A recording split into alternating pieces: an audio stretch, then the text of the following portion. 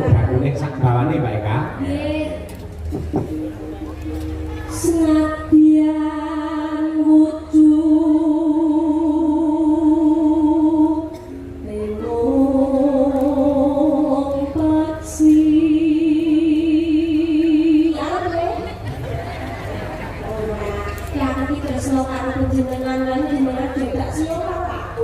Ya aku yang rada sio marang sini. Dewe wong sing tak tresnani. Ewadene to aku ki ora duwe kangmas. Panjenengan yo wis dadi suwing kangmasku. Panjenengan yo wis dadi kangmasku. Ora. Apa? Telek dipoto. Ren.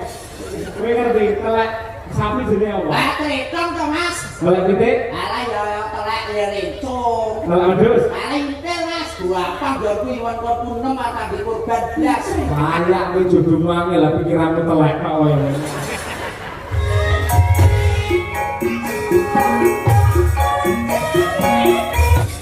Saking kula RT 1 RW 1 Pakel pundi niki Pak? Talun.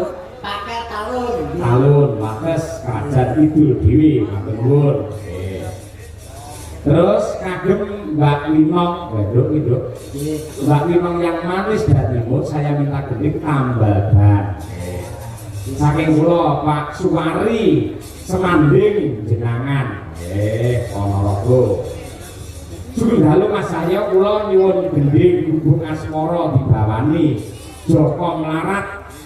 Saking kula Misni apa Glebot Kerajaan Kemiri jenangan. Kemiri wis wayangan nggih salam kagem Pak Lurah Nur nggih matur suwun. Assalamualaikum warahmatullahi wabarakatuh. Waalaikumsalam. Selamat malam Pak Dalang, kula Mbah Untung sing Bau Reksa Grogol Kalang Timur. Kula nyuwun lagune Sesideman nggih. Matur nuwun Pak Dalang nggih sami-sami. Request lagu Jajruk dari penggemar wayang kulit di Wates Kidul. Pak Sias. Nah, nggih, itu pamute. Sampun Mas Aryo. Sampun. Iki ketawisipun nggih Mbak Eka nggih pikantuk melingkar utawi niki amplop ping-ping. Nggih, Alhamdulillah. Allah dipun kalih anu Panitia. Pak Panitia sane Pak Jenggot. Nggih, wonten Kalih dulur Pak Agus. Agus. Nggih. Pakai dulur-dulur anu rong dusun kene kabeh. Kepala sekolah Pak Sus tau nggih. Pak Susilo. Nggih, kita anu monggo biyo dipun kawas. Pripun? Wonten titipan ya. Aman. Lah nggih mbok nganu enten pembukaan kantor apa pripun? Ya nggih. Iki terang iki. Nggih, Estu Pak Chandra pripun dipun kawas tunggal-tunggal mboten menapa. Wah, iki. Saya lek ora pakmu nembang saya aku tak karo maca lho semene iki anak. Mboten napa-napa Pak niku tanahipun dulur niki niku supados jenengan maos setunggal bapak setunggal. Saking jowo niku pun anu. Jogone tok mawon satu. Nggih. Bojo loro atas nama warga masyarakat. Ya, satu. Bojo loro ngelih. Ya, dua. Bojo loro meneh. Iki piye iki maksudnya iki? Bojo loro, bojo loro. Papat. Bojo loro saking warga masyarakat Wates, bojo loro meneh. Lima. Oh, Mbak Win nyuwun lagu podang kuning ha, untuk bidang ngene lho. Bojo loro, bojo loro, bojo loro. Bojo loro, bojo loro kabeh bojo loro dan lain sebagainya. Wis, Nggih, keterangan untuk lagu bojo loro. Eka. iki ra mung loro malian. Nggih. Gandeng iki layange 10 berarti malah bojone 20 no malian. Aku ya itu titipan diatur kesisan. Kula nggih kula maaf pindah nggih Mas nggih. Monggo monggo. Nggih ya Allah, aku wis tuwabe dulur kene iki dulur kerajaan iki ya ngantek sakmene lembiyane. Ning iki rada dangu iki damel anu kok napa kudu rasa. Pripun? Assalamualaikum warahmatullahi wabarakatuh. Waalaikumsalam. Kula dulur-dulur wates jenangan sepindah nyuwun gendeng ingkang jumbo kalih kawontenan, ingkang jumbo kalih kahanan, ingkang jumbo kalih dalu menika lakonipun. Ingkang sepindah menika podang kuning, angka kalih menika bojo loro. Melu to kuwi. Angka 3 niku nggih nuwun sewu sewu assalamualaikum. Kula nyuwun gedhe ingkang nyemek-nyemek lagam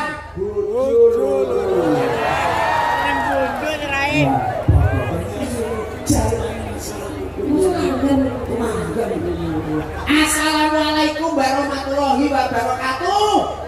Kula nyuwun gedhe sing nyemek-nyemek mat-matan pelok barang.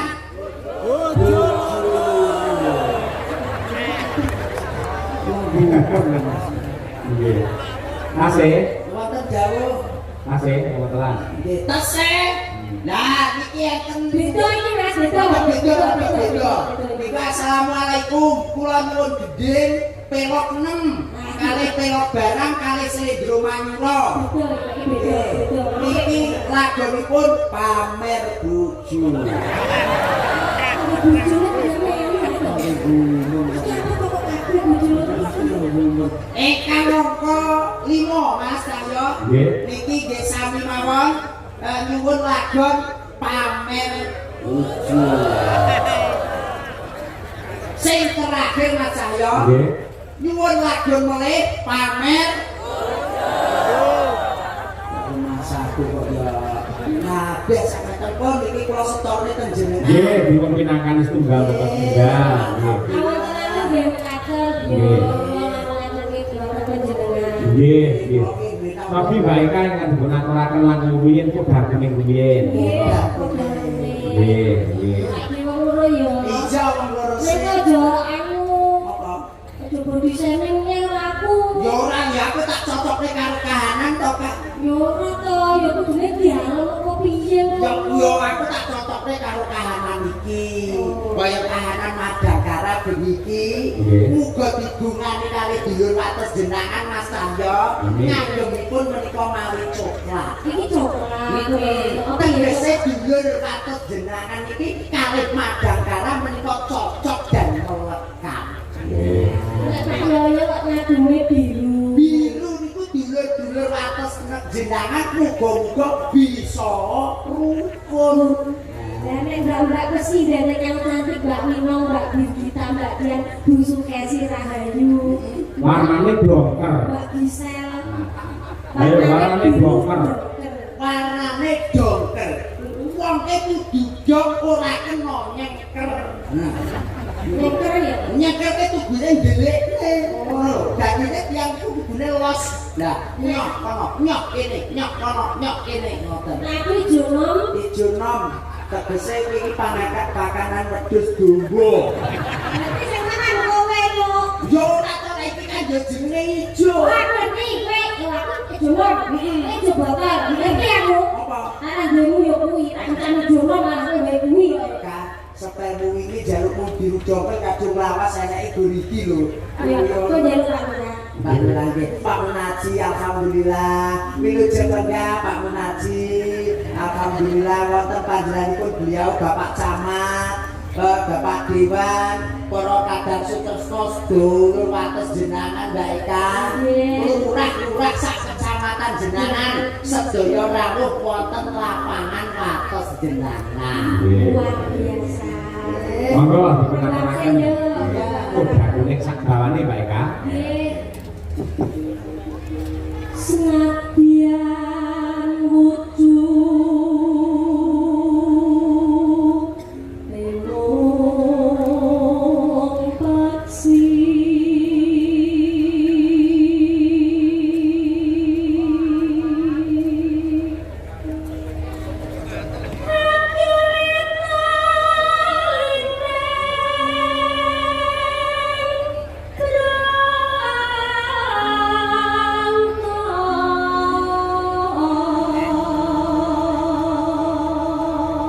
Mas Tagyo, Dalem. kula ngomong nih kaya nyamping tremos kula dosa. Ngopo? Jebul kaya tremos suarane mending lah. Oh, tenan. Remos isine banyu anget kok. Nggih, tenggorokan apik, nggih kesehatan ya bedas. Remos kuwi sine banyu aki arep kowe. Ora. Ya tapi tresno karo panjenengan lan jenengan juga sio karo aku. Ya aku ya ora ndak sio marang senenganmu. Bisa. Ning kadung kahanan kaya tremos ya tak betah-betah. Panjenengan ki aku ki ngandhep panjenengan ki wis ora karo wong liya, jenengan ki wis anggap. Wis anggap piye yo sing loro dhewe wong sing tak tresnani. Ewadene to aku ki ora duwe kangmas. Panjenengan ki wis dadi suwing kang rasu, panjenengan ki wis dadi kang rasu dhewe. Alhamdulillah. Ewadene to aku ki ora duwe pakde. Panjenengan yo iso dadi pakdeku. Alhamdulillah. Ewadene kok bapakku lagi tindak, panjenengan yo iso dadi bapak. Alhamdulillah. Ning ewadene aku ora duwe ngon-ngon. Panjenengan iso dadi anakku lipur. Kang, ora apa-apa aku dadi kon-konmu. Ora apa-apa aku dadi kon-konmu, ora apa-apa. Iku wayah turu ndak tak digah wae. Wong kliro aku nek turu numpuk ning dhuwur. Pancane kadhe dibobok penak-penak ora joke nang gone ngon-ngon. Iso menghibur hatiku sing lagi susah. Ya iso kok.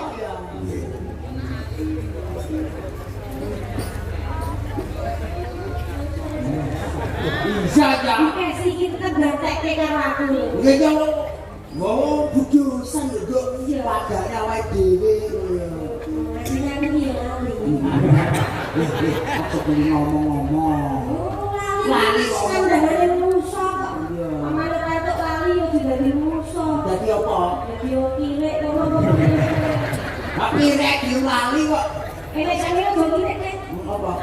Yo asli yo lali lho. Masuk yo lali.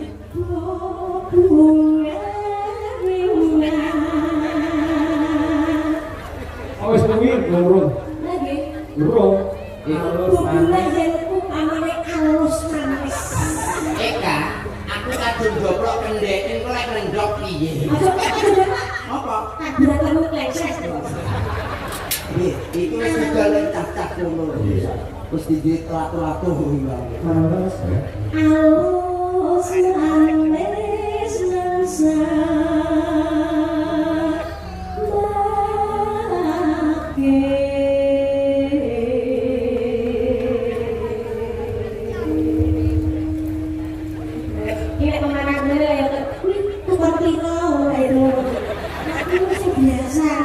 Iki mau aku dadekne kethek saiki adekne kurban aku pamira langsung medhun lanang lho iki. Langsung kurban lho iki. Sing dadeke sok. Yo wis manut.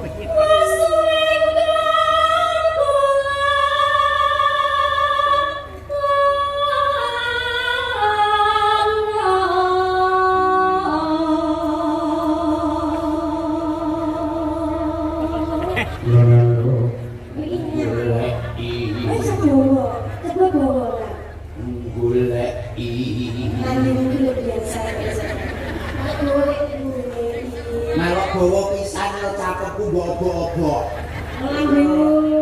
Ya ya aku nadane karo suarane kuwi lho. Goleki si podang jemaah.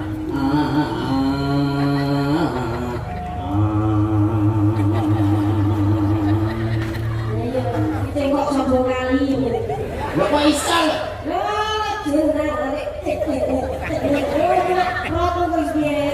Biasa loh. Ora apa-apa aku mburi wis go citra. Ibu. Bunga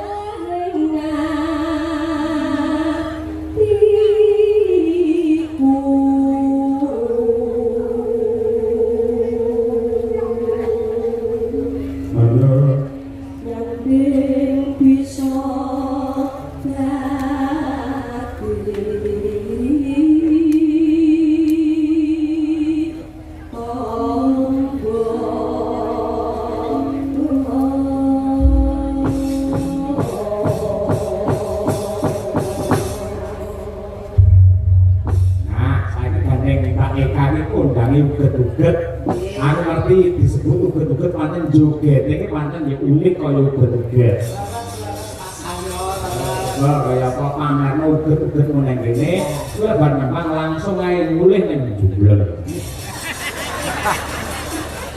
Jadi uget-uget iki ya. Asalnya saka Jumbo. Iya. Aku dadi siden telek. Ora, eta. Tapi, napa? Kowe ndodok tak sentor. Tapi aku bangga menjadi telek. Lho kok iso? Nun sewu. Napa? Bapak Kapolsek, Iya. Bapak dan Amin, Bapak Lurah, Kecamatan Jenderal ini. Ini tak kilo, kok kejabat pundi wae. Orang anu ya telek. Lha kok iso?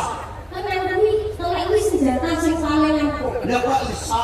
Sapa awakmu mesti kalah kan telek. Upamakno. Wah ini tidak telek, sido pincang sing ilmu. Kok iso? Lah iya nek telek anu. Anu, yo ora. Upamane kowe telek, nek nek. Oh iya. Iki aku duwe. Ngopo? Telek apa sing ora mambu? Oh. Yo kabeh telek umume mambu. Aku ten. Mambu ya kan? Alah salah. Telek pitik. Alah salah. Yo kabeh mambu. Ora. Apa? Telek dipoto.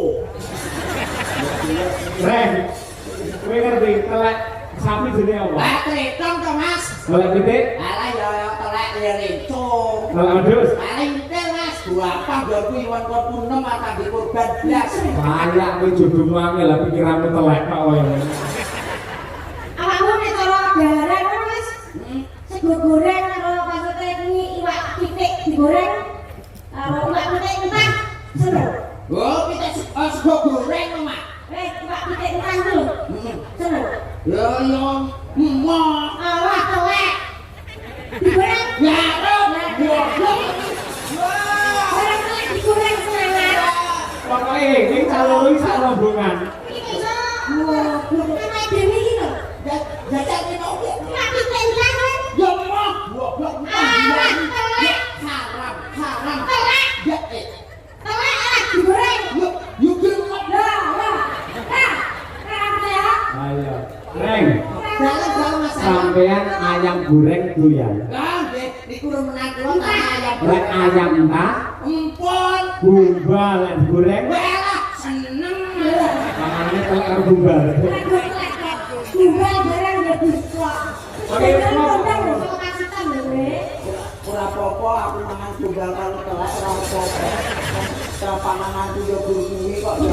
Kowe dagelan loro pelawak loro bintang loro iki asine sak paket. Siji telek siji jumbleng ban sak nggon. Ya iki wae kok ngomong nek tak lebokne gondu kok. Telek kuwi sangat berguna, Mas. Kok iso? Keluarga kene ketanamane mesti dirabuk nganggo Organik. nganggo rabuk telek. Aku tahu kotoran hewan. Nah, aku telek iki mau yo berguna meneh. Apa? Lah sing dienggo para ibu-ibu masak kuwi mau saka apa? Saka Kotoran hewan saka telek sapi. Bisa. Diolah menjadi gas LPG. Betul. Lah aku telek. Mau aku bangga hidup telek. Hidup gombal. Satu kok ya. Ya. Hidup Pak Agus kok mudah telek karo gombal.